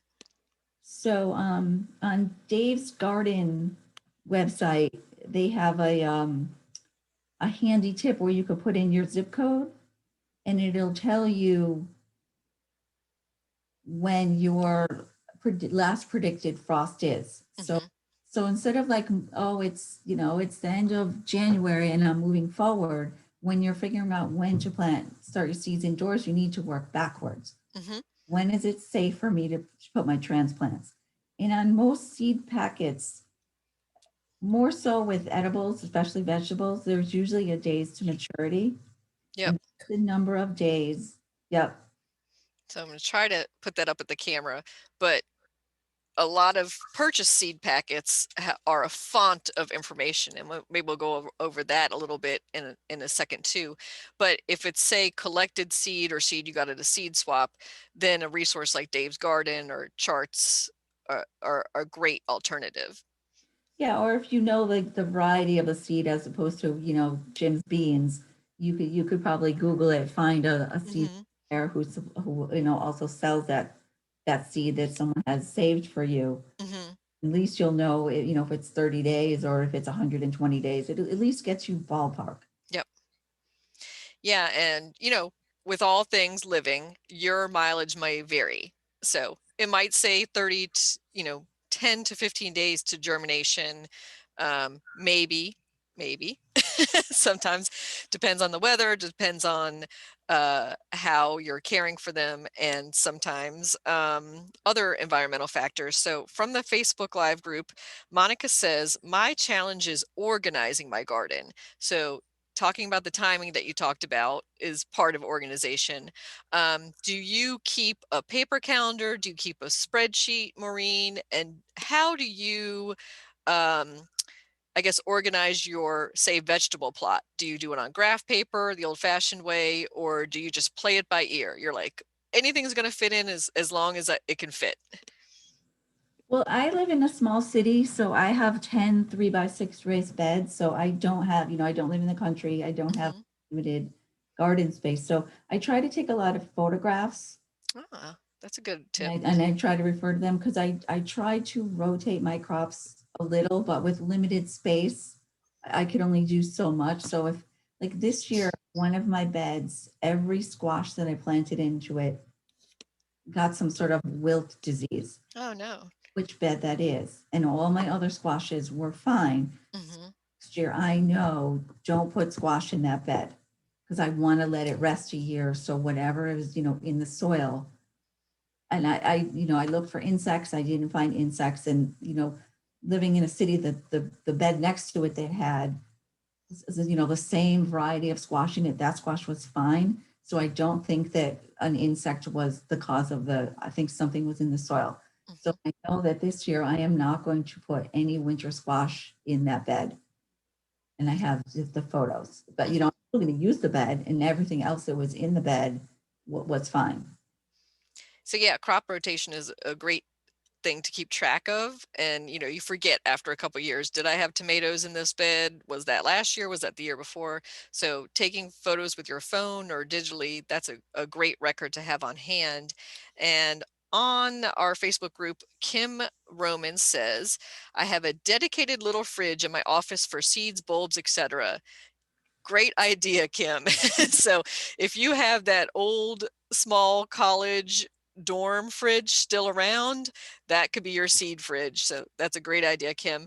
And Sherry Wilson says, where is a good place to find what things grow the best together? So I think Sherry's referring to companion planting or interplanting. So sometimes, we can grow things together and the crop might come at a different season and they can protect each other and be compatible. Our classic example of that, of course, is the Three Sisters garden that the Native Americans grew, which would be having cornstalk with squash and beans. So what's your resource for that, Maureen? Yeah, there's a really good inexpensive book. It's called The Vegetable Gardener's Bible, and okay. The author. But I did teach a gardening class at a local community college as part of their ag program, and that was the textbook that they used. And it has a really nice section on companion planting, and it goes through each of the vegetables and it tells you what is a friend and what is a foe. Okay. So like for me, maybe I had butternut squash, but say I also had red curry squash in that same bed. Chances are they're both very similar. If one has disease, the other's going to get disease. And another good companion plant is they say like that tomatoes and basil are good together besides the Three Sisters. Yeah, that's one of the ones I do every year is a row of marigold, then basil, then tomato. They seem to play well together. and seem to do well. So on, whoops, I just lost the question. So besides lettuce seed, and this might be more for Mike, but maybe Maureen can answer too, what other flowers or vegetable seeds should always be fresh? Like fresh meaning a year or so old that you wouldn't save from previous years? The one for me, I've noticed the germination rate dropping off the most is spinach. That's I've true. a Yep. little with lettuce, but when you buy lettuce, you tend to get so many seeds in the package that you have a lot to plant. So I reuse them, and I tend to plant lettuce thickly and then thin. So it's not quite that, but definitely for me, spinach, I've noticed that I need, I will still use the old seeds, but the germination rate is markedly lower the second year first.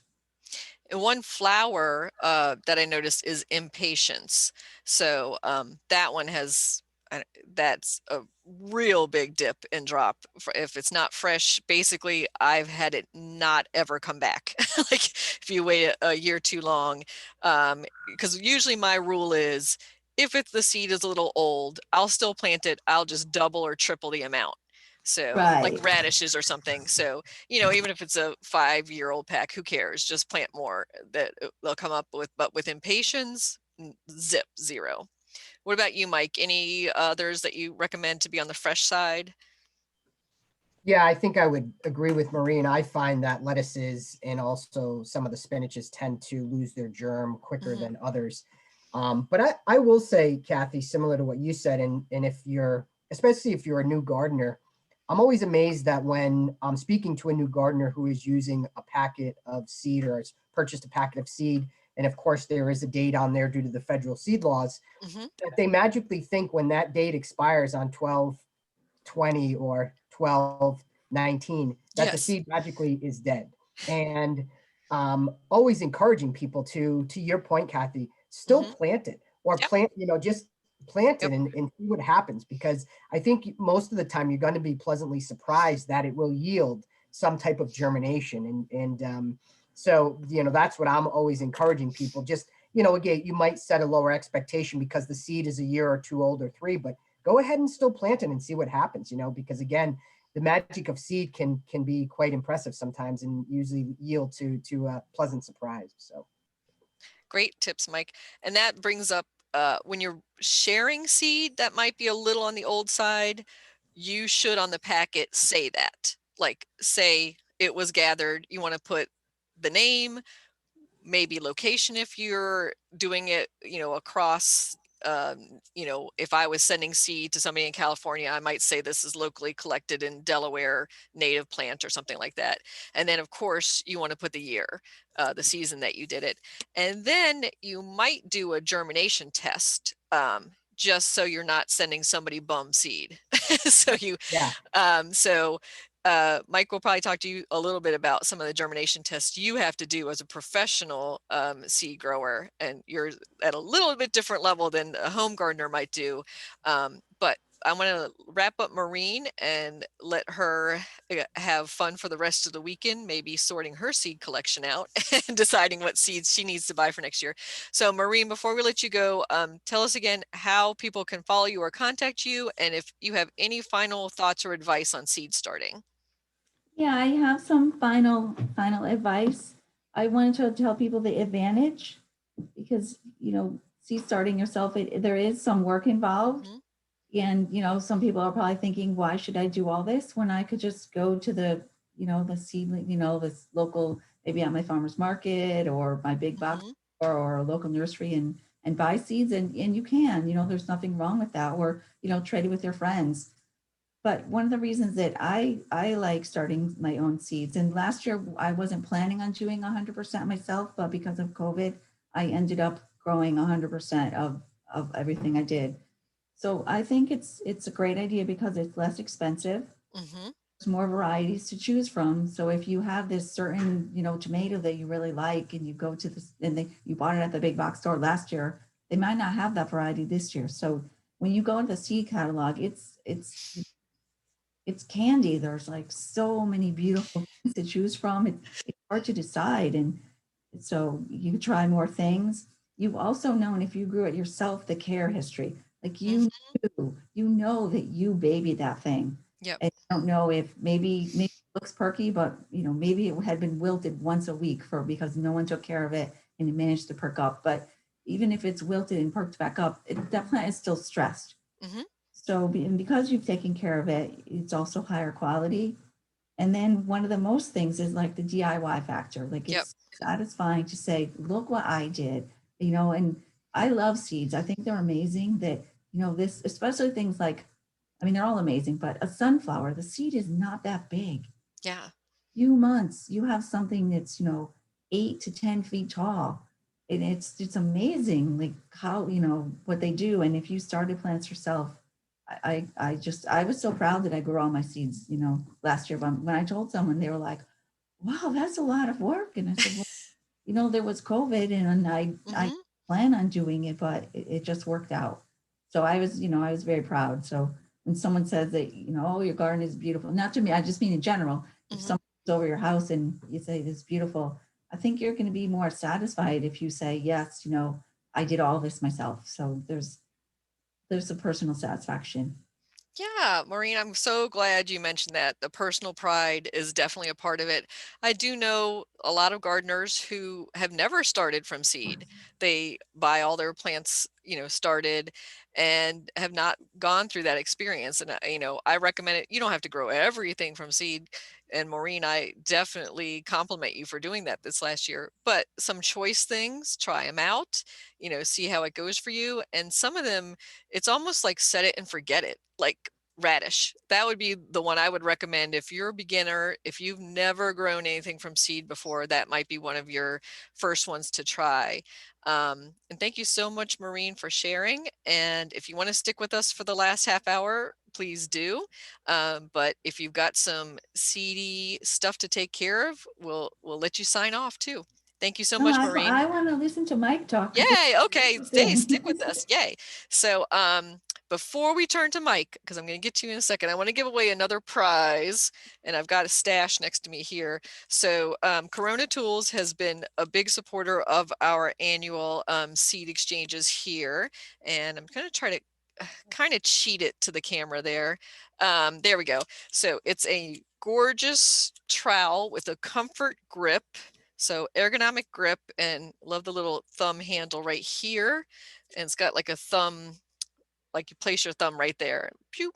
And what I like is the, because I find myself out in the garden ripping up seed bags and stabbing them. So you've got a little serrated edge there, and you've even got some measurements so you know how deep to plant those bulbs or seeds on there. So it's kind of hard to see on the camera. So I want to give this away to one of our viewers. And if you go to @WDC Gardener on Instagram, today's post where I said happy seed swap day is a picture of a seed pod with a couple seeds. You need to say in the comments what that seed is. So I might drop some hint later. Maybe I dropped a hint earlier. It's probably something that I mentioned in the last 10 minutes. I'm going to give you even more of a hint. So everybody who correctly identifies that seed, I'm going to put in a drawing and pick one of your names and send you this Corona trowel. So you have till, again, we're going to give you a day. So I'm not going to do it in the next few minutes. I'm going to give you till 5 p.m. Eastern time again on January 31st, and then we'll pick a winner of this trowel. So now our guest from the seed industry. I feel like I have a seed insider here.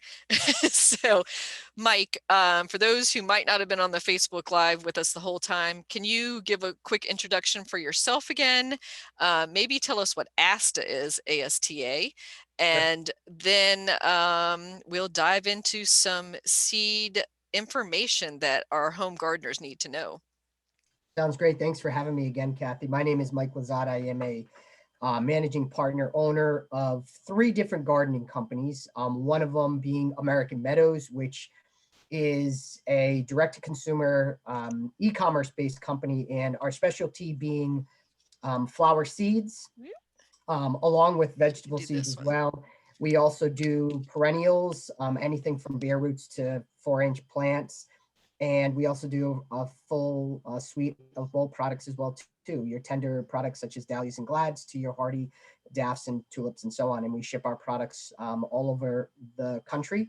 We are corporately based in Vermont, but we do distribution out of Vermont, Pennsylvania. And then we also, with our sister company, which is High Country Gardens, which we also own and operate. Some of you might know David Solomon, who was the founder and is still on board as our chief horticulturalist. We do distribution out of the High Country Gardens brand out of Utah. And I've known Kathy for many, many years through organizations such as the Garden Com, which she had mentioned earlier, which we've been a sponsor for. And also sit on a number of boards such as the National Gardening Bureau and the Home Garden Seeds Association, which I'm currently the president of too.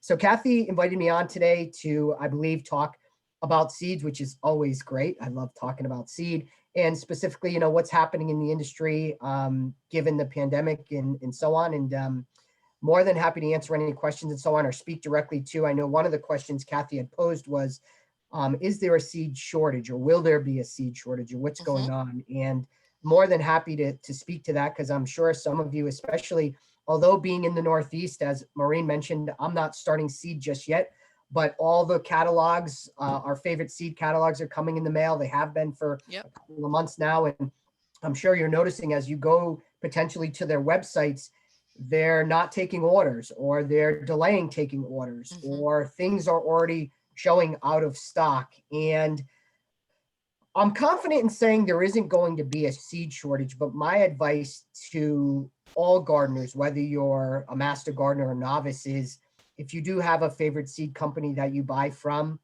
that I would recommend buying from them sooner rather than later, because I think that seed will become short. I think seed will be out there. You'll be able to find your tomatoes and your peppers and your green beans and so on.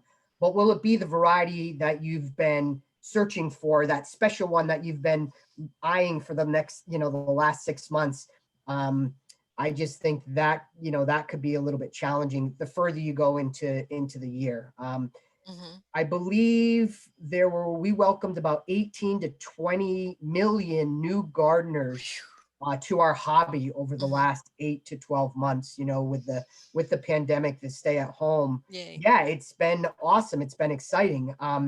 That said, it's also challenging from an inventory standpoint, because as you guys know, you can't just wave a magic wand and all of a sudden there's 5,000 pounds of tender green beans dropping at your feet. You know, production takes time. It takes years of planning. And I think sometimes, especially to new gardeners, you know, they're not aware of that. And, you know, educating people and getting them to understand that, and keeping them excited if they do come to our site and we happen to be out of something, what can I get them excited about that might be comparable, et cetera. And so we've been fortunate at American Meadows, you know, we took a pretty aggressive inventory stance in the fall of last year.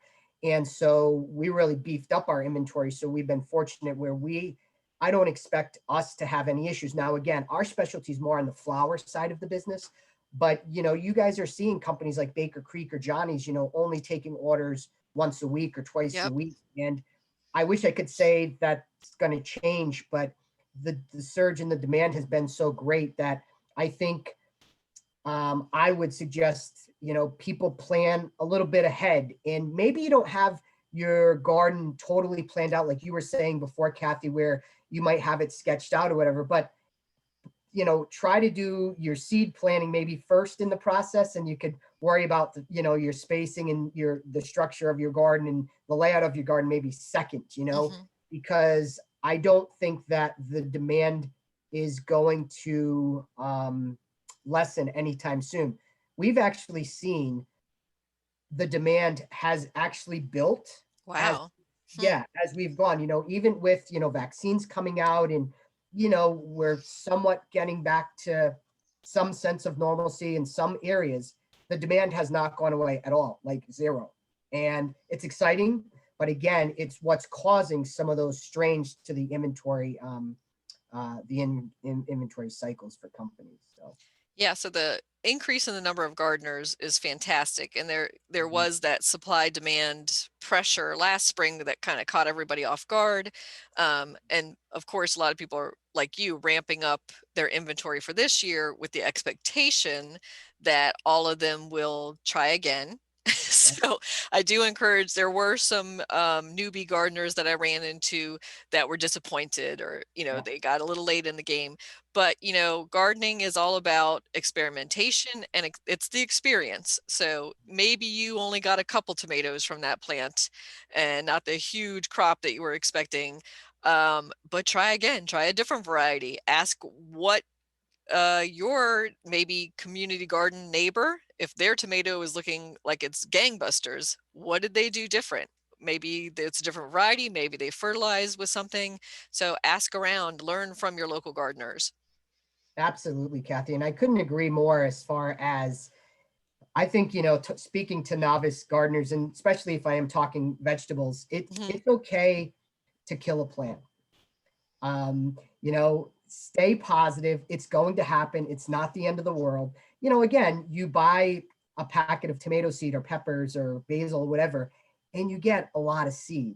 And number one, it might not all germinate. It might not all grow, and some of it might die, but that one plant that yields that tomato, and when you actually get to eat the tomato and how much better it tastes than the tomato you get at the grocery store, that makes a connection that for a lot of people is like, this is awesome. And oh, by the way, they like to brag to their neighbors too, and so on. And it's just bringing all of that together to create a sense of accomplishment and pride in that they succeeded in getting hooked on, being a gardener, hopefully for life. And for us, not to get too business-like, but it's like getting them to get that second purchase and the third purchase and get them hooked on flowers or gardening and make them a customer for life. That's kind of our next challenge here, but it's been so much fun. I enjoy tremendously speaking to all types of gardeners, but especially the novice gardeners, and trying to see what makes them tick and getting them excited. And there's no better feeling for what I do. And this is what, people, I've been in the industry since the age of 13 years old. And people always ask me, like, what clicked and what got you hooked in this? And it was like at an early age when I was a teenager giving people advice. And there was no better feeling when they came back the next year and called me up and said, Mike, I can't believe how awesome my wildflower meadow came out, or how successful I was. And I really want to thank you. Like, that's pretty powerful and it's pretty awesome. And that's, constantly with our company, and we welcome millions of people to our website every year. We're fortunate, and it's so much fun talking, and especially to the surge of new gardeners and getting them excited about it. It's been a lot of fun. We're very fortunate, given the situation, in this whole stay at home, being a part and being able to educate and inspire people has been a lot of fun. Yeah, that's so wonderful, Mike. And one of the things I was thinking about our seed swaps is when somebody comes the next year or a year after and says, I grew those seeds you gave me, that little bit of satisfaction I've experienced. And so you must have that a millionfold. Obviously, you have customers posting pictures of what they grew that season and sharing. It's like your little babies out there, right? So, absolutely, absolutely. on talking about the seed shortage, and I kind of don't like that term because you could probably correct me, Mike, but there's no shortage of seeds out there. It's the getting the seeds into people's hands, the actual commerce that might be taking place. Perhaps a small seed company had a couple of their employees who tested positive COVID, and they had to shut down for a week. So that back orders are being processed. And, if it's a mom and pop operation, that's going to put them a couple months behind or something. But those seeds are out there. They just are going to take a little bit longer to get into your hands, maybe a little more patience, a little more looking around for sourcing.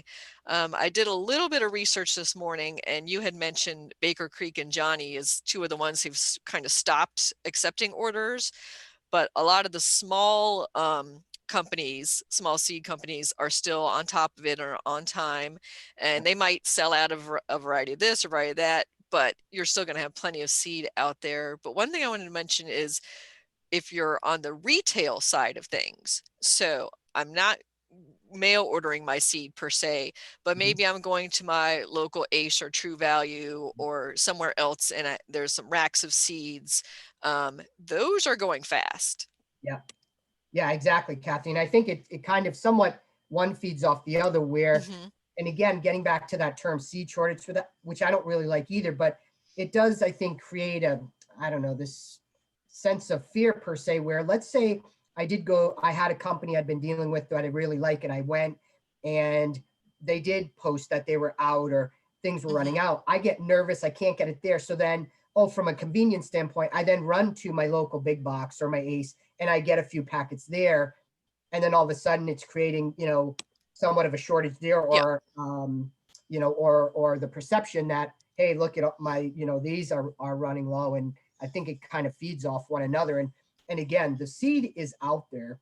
I just think that it's going to be a little more planning. And like you say, maybe you'll have to look, or maybe it's a good time to look at other sources that you may not have before, that may be alternatives, and just kind of, hopefully you'll find what you're looking for there, to your point, it has been challenging, it's certainly, we're very fortunate in the gardening industry, but yes, trying to, as we moved into a whole new warehouse because the demand was so great, but at the same time, trying to create a safe work environment, COVID, all those things that it's been challenging to say the least, and we look at it as like day to day with the testing and stuff and making sure, because knock on wood, we've been fortunate not to have anyone test positive in our work environment, but you've seen it and it's challenging.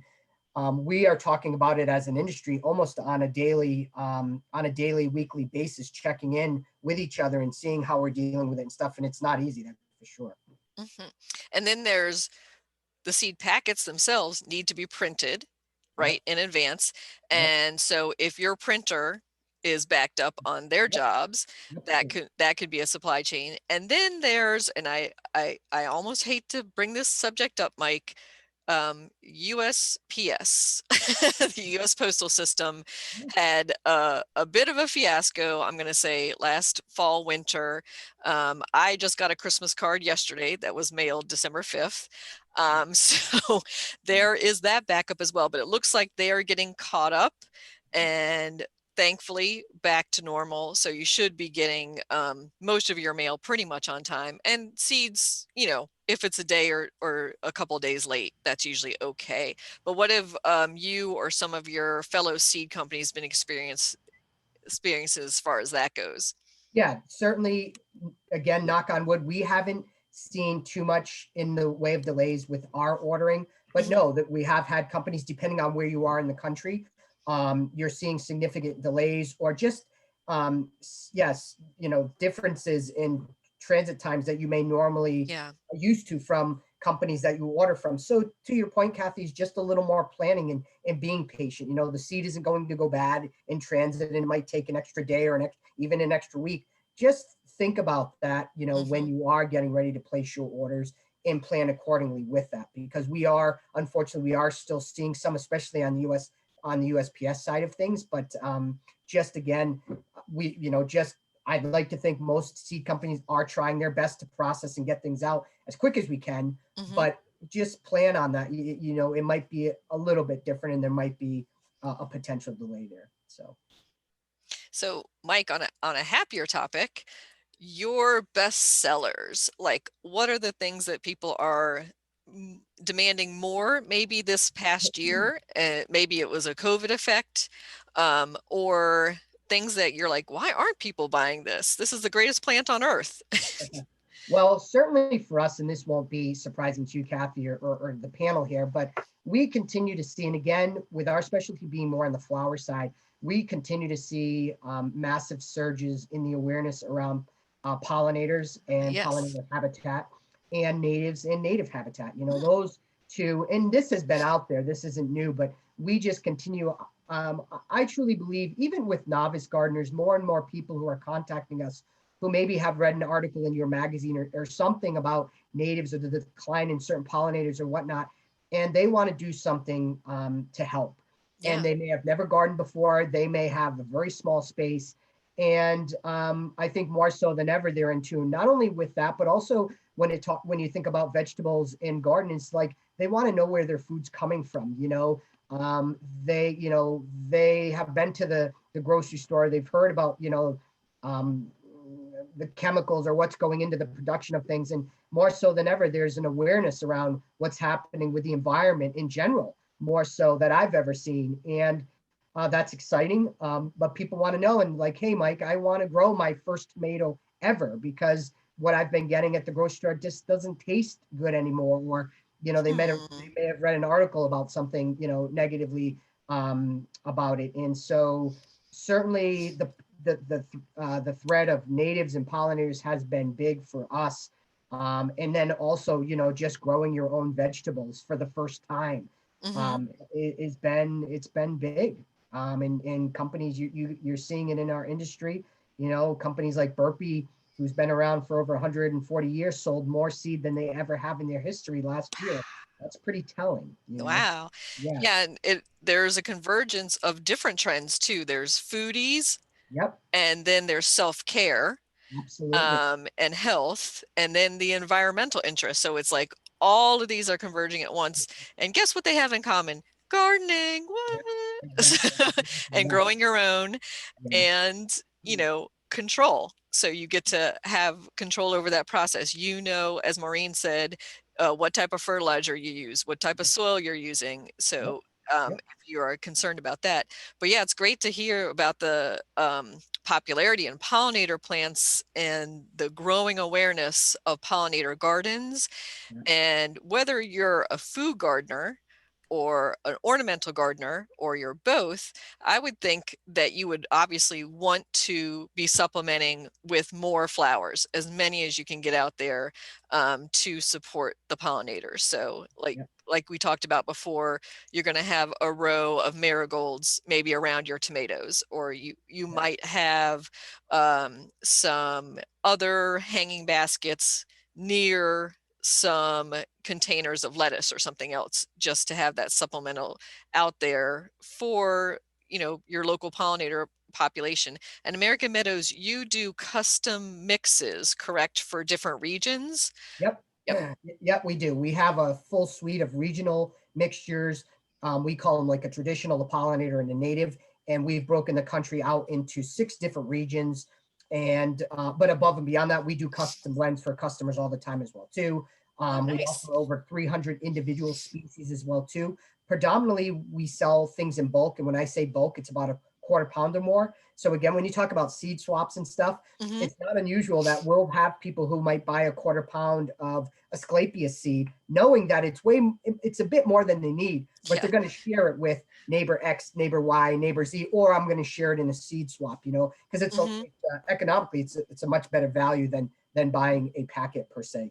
But no, I think, Kathy, certainly you have this perfect storm of things happening in our industry, which is really exciting. It's an exciting time to be in the gardening industry, and given, the situation, and, just really excited just to continue to work and see, people have success and really get hooked on such a great hobby as gardening. And that's a great point about bulk ordering of seeds and sharing them out. So again, with your seed swapping friends, but maybe your child has a kindergarten class and you can all experiment by growing the same seed in your own homes, because most of us are home at home for part of our school day, if not the full school day during COVID. So you can compare and contrast how things grow. Those can be fun projects. And we only have a couple minutes left, but so we're talking about bulk seed. Where do you, Mike, get your seed? How do you source your seed? And we had mentioned that we were going to talk about, and I totally forgot about germination testing. So that might be part of your sourcing regimen. Yeah. So all the seed that we sell, and don't hold me to this, but last year, I want to say we were upwards of about 65 to 70,000 pounds of flower seed. All the seed we sell, we demand is lab tested. So there's various professional labs around the country that will do tests on the seed for germination, for purity, for weed content, for inert matter, and so on and so forth. So any reputable company will require this or demand this of their suppliers that they're working with.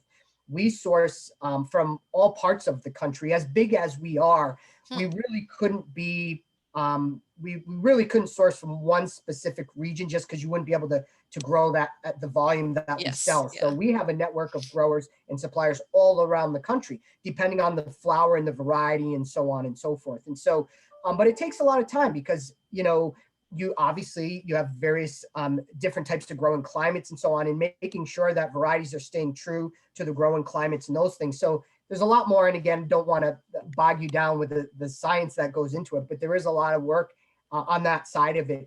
But again, the nice thing is that most of reputable seed companies, ourselves and, the Burpees and the Johnnies and the High Mowings of the world and so on, they are all adhering to these high standards of requiring the germs and the purities and stuff like that. So it's one of the advantages to working with companies like ourselves versus, and again, there's nothing wrong with smaller companies or a new company that might just be starting. But if you are engaging with someone, you should always be able to ask them, like, hey, what is the germination of this product that you're selling, or the purity of it?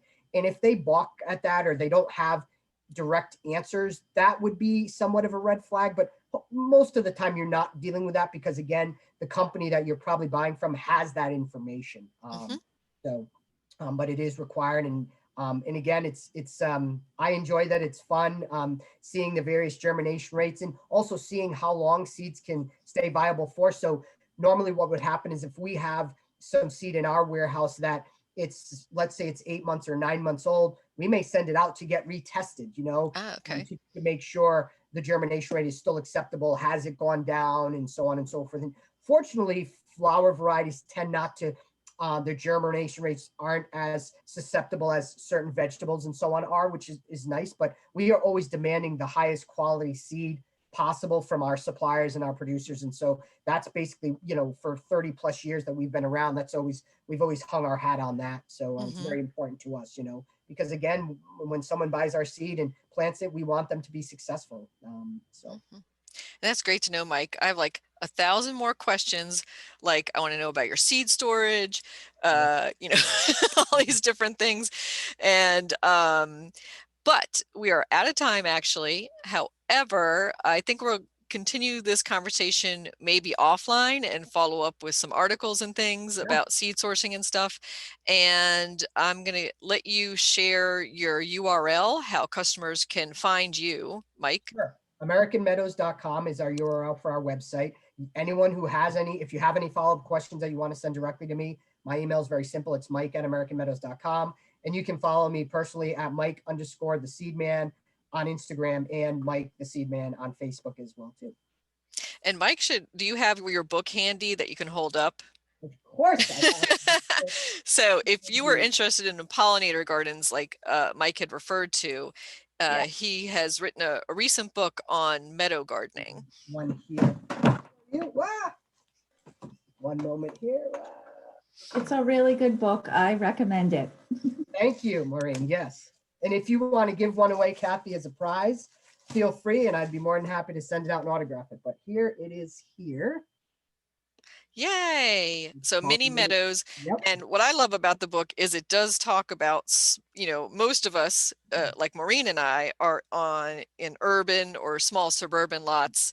And this gives us access to be able to grow that type of thing. So I'll take you up on your offer to give away a free book to one of our viewers. And Chloe, who's listed there, is our intern. And I'm going to ask you, Chloe, to pick somebody from the Facebook Live who is watching us right now. So we're going to reward our live viewers. So if you can randomly spin the wheel and pick that person, and then we'll get that address to Mike. Yeah. And then Mike can send maybe he will even autograph it for you. I'm going to autograph it, and I'm going to send a quarter pound. I'm going to scroll around on the comments section, and whatever my cursor lands on, that's the person. Okay. And Mike, you said what seed are you going to include too? I'm going to send him a quarter pound of pollinator mix as well too. So a quarter pound of seed and the book. autograph. Yes, seeds. So you Yay. pick someone, and yes, I can mail it directly to them. You can send me the address. That's no problem. Thank you so much, Mike. Chloe, do you have our winner? I'm looking away, I'm scrolling, and Monica Zhang. Monica, congratulations. I will. So Monica, will have you get that address to Chloe and myself, and we'll get that to Mike, and you're going to love the book, and you're going to have to tell us that seed mix, where it was planted, and share some photos with us of those flowers that you grow. So thank you so much, Mike and Maureen and Jean, for sticking with us. Thank you, Chloe, for monitoring the Facebook Live for us. We're going to share this recording to the Washington Gardener Magazine YouTube channel.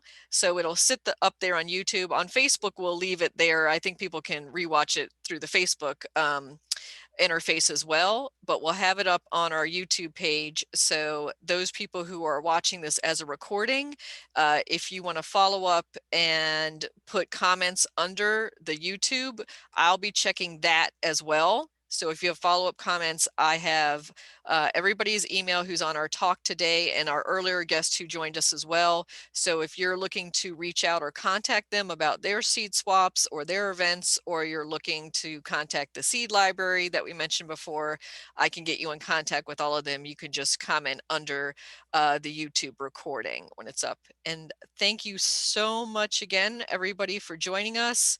I'm so excited for our seed growing season ahead. And I cannot wait to share some of those photos of what we grow.